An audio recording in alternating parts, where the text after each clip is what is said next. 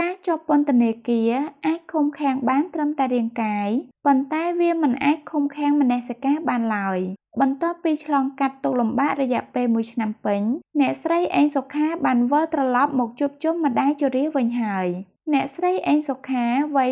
38ឆ្នាំជាកូនទី7របស់លោកស្រីង៉ែតខុនហៅម៉ាមីដែលជាសកម្មជនដីធ្លីនៅតំបន់បឹងកក់មួយរូបជីវិតអ្នកស្រីផ្ដើមតស៊ូតាំងពីចំនួនដីធ្លីបឹងកក់រហូតដល់ត្រូវបោះបង់ការសិក្សារៀនសូត្រនៅឆ្នាំទី2កាលពីថ្ងៃទី31ខែមករាឆ្នាំ2025អ្នកស្រីត្រូវបានចាប់ខ្លួននៅមុខតុលាការនៅពេលទាមទារយុត្តិធម៌ឲ្យម្ដាយពេលនោះតាំងពីខ្ញុំធំដឹងក្តីមកមិនថាការបដិញនៅបឹងកក់ទេហើយមុនពេលដែលខ្ញុំទៅទាមទារនៅតុលាការហ្នឹងខ្ញុំដឹងដែរខ្ញុំដឹងថាពេលដែលខ្ញុំទៅហ្នឹងខ្ញុំមិនអាចជៀសផុតពីរឿង3ទេគឺ1គឺត្រូវគេប្រើហិង្សា2អាចគេចាប់ដាក់គុក3និងអាចស្លាប់ប៉ុន្តែខ្ញុំនៅតែទៅព្រោះអីគេខ្ញុំទ្រាំច្រើនឆ្នាំហើយឥឡូវអារម្មណ៍ពុះកញ្ជ្រោហ្នឹងធ្វើឲ្យខ្ញុំបានផ្ទុះឡើងទៀតហើយខ្ញុំមិនអាចនៅមួយកន្លែងឲ្យគេធ្វើអ្វីតាមអំពើចិត្តគេបានទេទោះនៅក្នុងប្រទេសកម្ពុជាសប្តាហ៍ថ្ងៃនេះមានតែការទាមទារពីខ្ញុំម្នាក់ក៏ដោយប៉ុន្តែខ្ញុំចង់ឲ្យមុននឹងខ្ញុំស្លាប់ក៏ដោយខ្ញុំជាប់គុកក៏ដោយណាឲ្យប្រជាពលរដ្ឋយើងចេះឡើងរួបរวมទាំងអស់គ្នាចេះតស៊ូរឹងមាំឡើងបងប្អូនយើងកុំចោះចាញ់គេបើយើងចោះចាញ់គេនៅតែគៀបសង្កត់យើងធ្វើបាបយើងការសម្រេចចិត្តឈរតវ៉ានៅមុខសាលាដំបងរាជធានីភ្នំពេញកាលពីដើមឆ្នាំ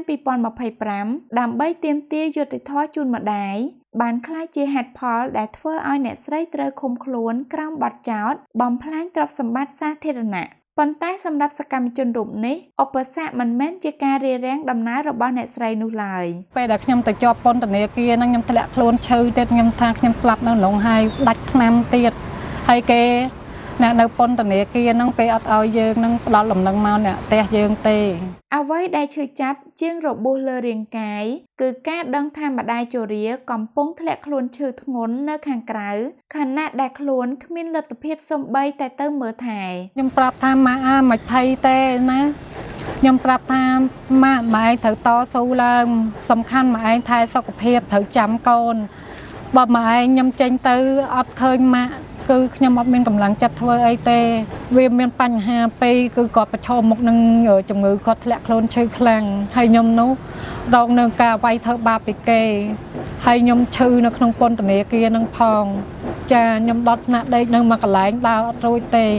អ្នកនៅក្នុងបន្ទប់ជាមួយនឹងចាគេគ្រាខ្ញុំទៅងុយទឹកផងទោះបីជាសេរីភាពបានមកដល់ប៉ុន្តែស្លាកស្នាមនៃភាពអយុត្តិធម៌នៅតែដិតដាមសម្រាប់អ្នកស្រីសុខាការតស៊ូមិនមែនដើម្បីតែខ្លួនឯងទេប៉ុន្តែដើម្បីភាពស្មើគ្នានៃប្រព័ន្ធច្បាប់សម្រាប់ពលរដ្ឋគ្រប់រូបសម្រាប់ការទាមទារឲ្យប្រព័ន្ធតុលាការនេះផ្ដល់ភាពយុត្តិធម៌ដល់ប្រជាពលរដ្ឋហើយដល់ជនរងគ្រោះគ្រប់គ្នាខ្ញុំនៅតែធ្វើ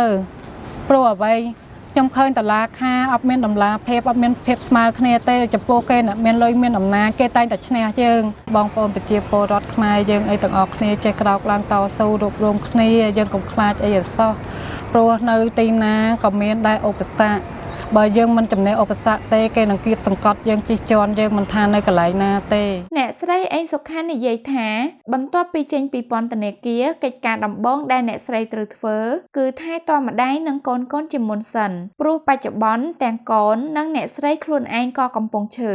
អ្នកស្រីបញ្ជាក់ថាសុខភាពនៅមិនទាន់ល្អ